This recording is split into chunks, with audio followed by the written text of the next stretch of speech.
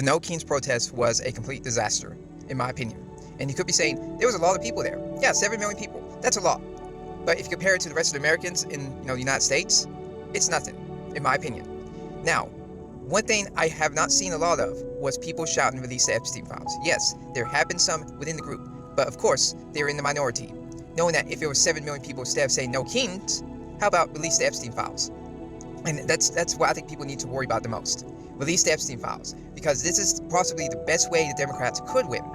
Left or right, anyone that's not Trump or the establishment right, the Palantir, social credit, Israel First group. You want to stop, like J.D. Vance from winning 2028?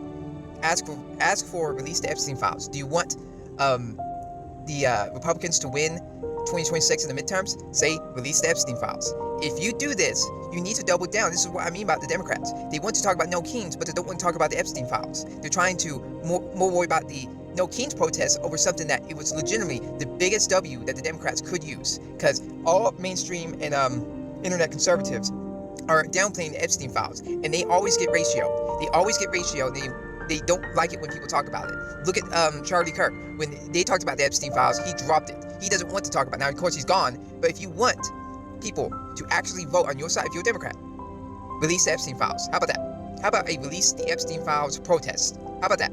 That would be better than this. I think more people would show up. Even right-wing people would show up with that. Because many of the people were promised that the Epstein files would be released. People say that Democrats don't want it to be released, but they never promised it like the right did. People don't understand. That's the reason why partially a lot of people wanted the Epstein files released when Trump got a second term. I would agree with that. Heck, if that was my primary voting reason why I would do it, I would say, yeah, release the Epstein files. That'd be better. But he lied to you. He lied to you. He lied to me. And this weird shit talking about the No Kings protest, it's not working. This was a flop. This was a disaster. This proves that the left doesn't understand how to read the room.